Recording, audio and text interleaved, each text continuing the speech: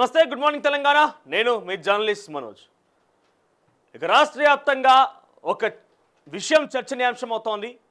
దీంట్లో తప్పు ఒప్పులు ఎవరి అనేది మీరు చెప్పాలనుకుంటే కనుక కింద మాకు స్క్రోల్ అవుతున్న నెంబర్ 8885639261 ఈ నెంబర్కి ఫోన్ చేయండి. ఇంతకీ వివాదం ఏంటో అందరికీ తెలిసిందే. కొండా సురేఖ కేటీఆర్ పై చాలా సంచలన వ్యాఖ్యలు చేసింది. ఈ వ్యాఖ్యలు అనే దానికంటే కూడా చాలా ఘాటైనటువంటి పెద్ద ఆరోపణలు చేసిన పరిస్థితి కనబడింది. మరి దాని వెనుక నిజాలు ఏంటి అనేది ఎవరికి తెలియదు, ఆ దేవుడు తప్ప. కానీ అథెంటిక్ ఇన్ఫర్మేషన్ లేకుండా ఒక మంత్రి స్థాయిలో ఉన్నటువంటి వ్యక్తి, ఒక మహిళగా ఉన్నటువంటి వ్యక్తి ఇటువంటి ఆరోపణలు చేయడం తగునా అనే ప్రశ్న పెద్ద ఎత్తున ఉత్పన్నమవుతుంది. సో గతంలో ఇటువంటి ఆరోపణలు ఉన్నాయి. అవకచ్చవకగా ఎక్కడ పడితే అక్కడ కొంతమంది రాజకీయ స్వప్రయోజనాల కోసం కావచ్చు, కొంతమంది చిల్లరగా మాట్లాడేటువంటి వ్యక్తులు కూడా మాట్లాడుకొచ్చారు. జర్నలిస్టుల ముసుగులో, యూట్యూబ్ ఛానళ్ళ ముసుగులో కొంతమంది ఇటువంటి విషయాలు మాట్లాడుకొచ్చి పిచ్చి కారుకూతలు కూర్చారు. అంటే అథెంటిక్ ఇన్ఫర్మేషన్ లేదు. ఎందుకంటే ఒక వ్యక్తిగత జీవితాలకు మనం చొరబడి వాళ్ళ వ్యక్తిగత విషయాల గురించి మనం మాట్లాడుతున్నాం అన్నప్పుడే డెఫినెట్గా మన దగ్గర ఆధారాలు ఉండాలి. రాజకీయంగా కొండా సురేఖ కేటీఆర్ గురించి ఏదైనా మాట్లాడవచ్చు. తను ఒక 1000 కోట్ల రూపాయలు సంపాదించినను, జన్మాడ ఫామ్ హౌస్ ఉందనో, లేదంటే లక్షల కోట్ల రూపాయలు తెలంగాణ ఆస్తులను దోచుకున్నానో, ఇంకేదైనా మాట్లాడి ఉండొచ్చు. కానీ ఆయన గురించి మాట్లాడుతూ కొందరి వ్యక్తిగత జీవితాలకు చొరబడి మహిళను కూడా చూడకుండా సాటి మహిళగా ఈ రకంగా మాట్లాడడం ఎంతవరకు కరెక్ట్ అనేది ఒక చర్చ ప్రారంభమైంది. అథెంటిక్ ఇన్ఫర్మేషన్ లేదు. ప్రతిపక్ష పాత్ర కూడా కాదు, కనీసం ప్రతిపక్ష పాత్రలో ఉండి ఆవిడేదో ఆరోపణలు చేస్తున్నారంటే కూడా మాట్లాడుకొస్తా అంటే ఓక్తీరు అనుకోవచ్చు. మంత్రిగా ఉంటూనే అథెంటిక్గా ఎస్ పోయిండు అన్నట్టుగా, అక్కడ జరిగింది అన్నట్టుగా ఆవిడ మాట్లాడుకురావడం అనేది సర్వత్రా చర్చనీయాంశం అవుతోంది. సో ఈ విషయం మీద మీరు కనుక మాట్లాడాలనుకుంటే మా కింద స్క్రోల్తో నెంబర్కి మీరు కాల్ చేయండి. కొంత అథెంటిక్గా, అంటే కొంత సంస్కారబద్ధంగా మాట్లాడుకుందాం. దీని గురించి ఎవరైనా పిచ్చిగా బూతులు మాట్లాడాలంటే దయచేసి ఫోన్ చేయొద్దు. డెఫినెట్గా అటువంటి ఏదైనా వస్తే కనుక వాళ్ళ మీద మేము డెఫినెట్గా ఇట్లా రియాక్ట్ కావాల్సి వస్తుంది. సో మీరు కనుక మీ అభిప్రాయాన్ని షేర్ చేయాలనుకుంటే, సాటి మహిళగా మీరు మీ అభిప్రాయాన్ని షేర్ చేయాలనుకున్నా, లేదంటే ఒక యువకుడిగా, ఒక యంగ్ మ్యాన్గా, లేదంటే ఒక ఎవరైనా కూడా ఈ ఘటన పైన మీ యొక్క అభిప్రాయాన్ని మాట్లాడాలనుకుంటే, పిచ్చి బూతులు కాకుండా సంస్కారబద్ధంగా మాట్లాడాలనుకుంటే కనుక ఫోన్ చేయండి. మీ అభిప్రాయం వ్యక్తం చేయండి, చూద్దాం ఏం జరుగుద్ది అనేది. సో ఇక ఇదే అంశాలకు సంబంధించి వార్తాపత్రికలో వచ్చిన కథనాలు చూద్దాం. నాకు తెలిసి ద బిగ్గెస్ట్ బ్లాస్ట్ అదే, అంతకు మించినటువంటి బ్లాస్ట్ అయితే ఈరోజు వార్తాపత్రికలో ఏముండకపోవచ్చు. ముందుగా తెలుగు విషయానికి వస్తే, సాయిబాబా హిందూ దేవుడు కాదా, వారణాసిలో విగ్రహాల తొలగింపు. ఇక హైడ్రాకు తిరుగులేదు, కబ్జా రాయిల్లా కూసాలు కదలాల్సిందే. ప్రత్యేక అధికారులు ఇచ్చిన ప్రభుత్వం ఆర్డినెన్స్కు గవర్నర్ ఆమోదముద్ర, వచ్చే సమావేశాల్లో చట్టం చేసేందుకు రెడీ.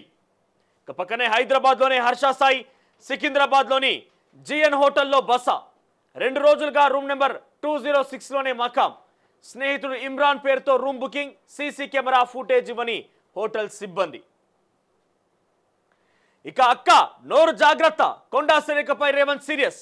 మంత్రికి ఫోన్ చేసి మాట్లాడిన సీఎం, వ్యక్తిగత ఆరోపణలపై ఆచితూచి వ్యవహరించాలి. సినీ ఇండస్ట్రీ గురించి మాట్లాడేటప్పుడు జాగ్రత్త. సురేఖ వ్యాఖ్యలపైన కాంగ్రెస్లో భిన్నాభిప్రాయాలు. అక్కినేని ఫ్యామిలీపై వ్యక్తిగత వ్యాఖ్యలు చేయడంపై విమర్శలు. ఇక మంత్రి కొండా సురేఖ పైన పార్టీ హైకమాండ్ ఫైర్. కేటీఆర్ పై సంచలన వ్యాఖ్యలు చేసిన మంత్రి సమంత విడాకులకు ఆయనే కారణమంటూ ఆరోపణలు. ఇక సోషల్ మీడియాలో మంత్రి వ్యాఖ్యలపైన డిజైన్ల ఆగ్రహం. లీగల్ యాక్షన్కు సిద్ధమైన బీఆర్ఎస్ నేతలు. ఇక మా కుటుంబాన్ని అవమానిస్తామంటున్న నాగార్జున. ఇక నా వీడాకులు వ్యక్తిగతం అంటూ సమంత రియాక్ట్ అయింది. సమంత గురించే కొండా సురేఖ ఆరోపించింది.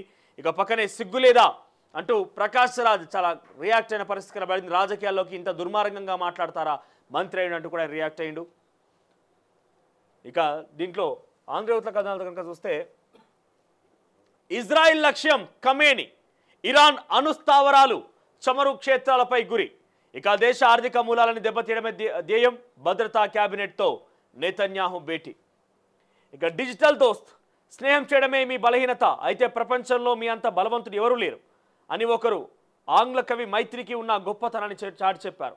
కుటుంబ సభ్యులతో పంచుకొని వ్యక్తిగత విషయాలను సైతం స్నేహితులతో పంచుకుంటాం. సో డిజిటల్లో కూడా ఒక ఫ్రెండ్లా ఉంటారట. ఇక బారాస మాజీ ఎమ్మెల్యే చల్ల ధర్మారెడ్డిపై ఫోర్జరీ కేసు. మరో 3 పైన మాదాపూర్ ఠాణాలో నమోదు. రాష్ట్రమంతటా బతుకమ్మ వేడుకలు బుధవారం వైభవంగా ప్రారంభమయ్యాయి. తీరొక్క పూలతో చేసిన బతుకమ్మలతో పల్లెలు, పట్టణాల్లోని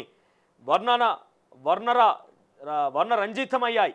ఎంగిలి పూల బతుకమ్మ సందర్భంగా వరంగల్ నగరంలోని చారిత్రాత్మక రుద్రేశ్వర 1000 స్తంభాల దేవాలయం వద్దకు భారీగా తరలివచ్చిన మహిళలు ఆడిపడ్డారు. సో మొత్తం ఇది విషయము బతుకమ్మల గురించి. కానీ కొంత ఏ మాట కామాట యాక్సెప్ట్ చేయాల్సిన విషయం ఏంటంటే బతుకమ్మ సంబరాలు బతుకమ్మ పండుగ అంటే గత 10 ఏళ్ళ అంగరంగ వైభవంగా జరిగినాయి. కొన్ని కోటాను కోట్ల ఖర్చు పెట్టి దాని కమిషన్లు దండుకున్నారా లేకపోతే వీళ్ళు డబ్బులు జేబులు వేసుకున్నారా కానీ ఆ ఉత్సవం అనగానే ఆ వైబ్ కనిపించింది, ఫెస్టివల్ వైబ్ అనేది కనిపించింది తెలంగాణలో. కానీ ఇప్పుడు అంత సీన్ ఏం కనబడతలేదు, ఆ కథ ఏం కనబడతలేదు, కొంత పరిస్థితి వేరేగా ఉన్నది. ఇప్పుడు సీతారామ పనుల్లో మరో ముందడుగు.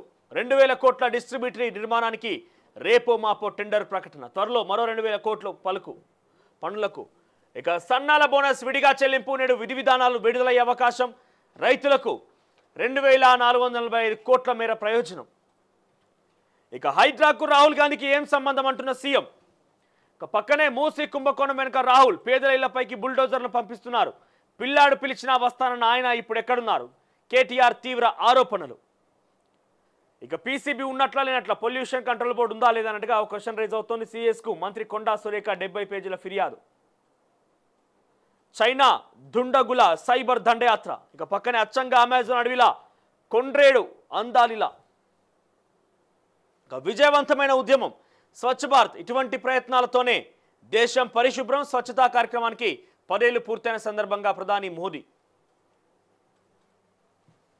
ఇక ఆంధ్రజ్యోతిలో విషయానికి వస్తే కనుక ఆంధ్రజ్యోతిలో హెడ్లైన్ చూస్తే రేషన్ కార్డుల దరఖాస్తులకు బ్రేక్. ఫ్యామిలీ డిజిటల్ కార్డుల నేపథ్యంలో నిర్ణయం. రేషన్ సహా అన్ని సంక్షేమ పథకాలు వీటితోనే. నేటి నుంచి ఫ్యామిలీ డిజిటల్ కార్డుల పైలట్ ప్రాజెక్ట్. ఇక ఫీజు బకాయిలు 6000 కోట్లు. బీఆర్ఎస్ హయాంలోనే చెల్లింపులు బంద్. కాంగ్రెస్ సర్కారు వచ్చిన విడుదల కాని నిధులు. వన్ టైం సెటిల్మెంట్ పై ప్రభుత్వం దృష్టి. సాధ్యం కాదని చెప్తున్న కాలేజీల యాజమాన్యాలు. బీటెక్ బీ ఫార్మసీ పాస్ అయిన విద్యార్థులపై బకాయిల కోసం ఒత్తిడి. సర్టిఫికెట్లు ఇచ్చేందుకు నిరాకరణ. తాజాగా నర్సింగ్ విద్యార్థులది ఇదే పరిస్థితి. స్టాఫ్ నర్సు భర్తీ నేపథ్యంలో సర్టిఫికెట్ల కోసం క్యూ. 60-70 వేలు ఇవ్వాల్సిందంటున్న కళాశాలలు. డిఎంఈకి ఫిర్యాదులు. విచారణ కమిటీ అట. 6000 కోట్లట స్కాలర్షిప్లు రియంబర్స్మెంట్లు చెల్లించాల్సిన డబ్బులు. ఇక 9 నెలల్లో 111 లక్షల కోట్లు. షేర్ బజార్లో కాసుల పంట. భారీగా పెరిగిన మదుపర్ల సంపద. దేశ మార్కెట్ చరిత్రలో ఇదే తొలిసారి. సెన్సెక్స్ 12,026 పాయింట్ల వృద్ధి. ఇక నాగ చైతన్య సమంత విడాకులు కేటీఆర్ వల్లే. ఆయనతో పడలేకే 2-3 హీరోయిన్లు పెళ్లి చేసుకున్నారట. కేటీఆర్తోని ఈ టార్చర్ భరించలేక 2-3 హీరోయిన్లు పెళ్లి చేసేసుకున్నారని చెప్పి కొండా సురేఖ చెప్తున్నది. ఇక పశ్చిమాసియా ఉద్రిక్తతలు. భారత్పై తీవ్ర ప్రభావం. చమురు దిగుమతుల్లో 80% గల్ఫ్ నుంచే. పశ్చిమాసియాతో సన్నిహిత వాణిజ్య సంబంధాలు. అక్కడ ఉద్యోగుల్లో 90 లక్షల మంది భారతీయులు. దేశానికి భారీ ఎత్తున విదేశీ మారక ద్రవ్యం. ఇక ఘర్షణలతో విదేశాంగ విధానం పైన ప్రభావం. ఇక ధాన్యం టెండర్లలో దగ. రైస్ మిల్లుల్లో కనిపించని ధాన్యానికి బదులు డబ్బులు ఇవ్వాలని మిల్లర్ల పైన టెండర్ల ఏజెన్సీ ఒత్తిడి. టెండర్ ధర కంటే 200 ఎక్కువ ఇవ్వాలని డిమాండ్. ఇరు వర్గాల్లో తెగని పంచాయతీ. 35 లక్షల టన్నుల్లో 9.5 లక్షల టన్నుల ధాన్యం సొమ్ము రికవరీ. పౌర సరఫరా సంస్థకు రావాల్సిన 5,700 కోట్ల రూపాయల ఆదాయానికి బ్రేక్ అట. ఇక ఢిల్లీలో భారీగా డ్రగ్స్ పట్టివేత. 2,000 కోట్ల విలువ చేసేటువంటి 560 కిలోల కొకైన్ సీజ్. సుమారుగా 5 క్వింటాల్స్. 560 అంటే 5 క్వింటాల్స్ కొకైన్ దొరికిందట. 2,000 కోట్ల విలువ చేసే డ్రగ్స్ దొరికిందట ఒక్కరోజు ఢిల్లీలో. ఇక వెలుగులో హెడ్లైన్స్ కనుక చూస్తే ఎంగిలి పూల సంబరం. ఊరూరా ఘనంగా మొదలైన బతుకమ్మ వేడుకలు.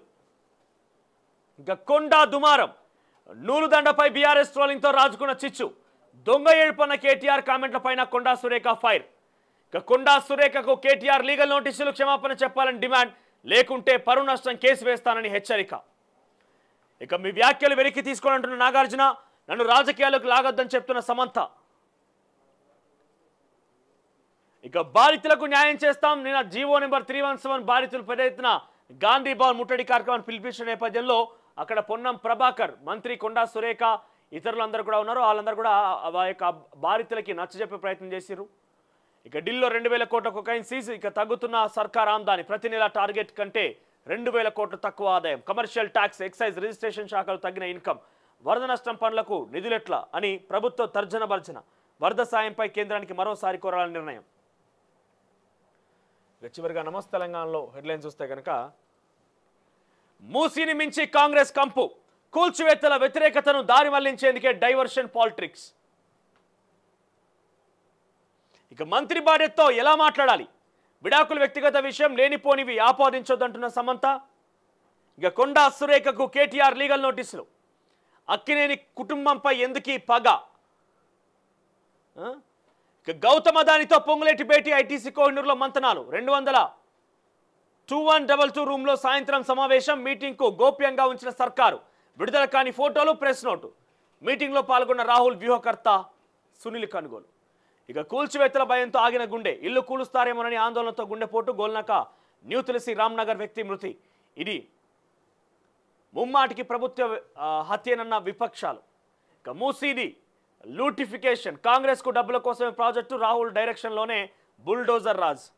ఇక ప్రభుత్వమా ప్రైవేట్ కంపెనీయా, ఇల్లు ఖాళీ చేస్తే 25,000 నజరానా, పారితోషికంతో పాటు డబుల్ బెడ్రూమ్ ఇల్లు. మూసీ నివాసులకు సర్కార్ దసరా ఆఫర్.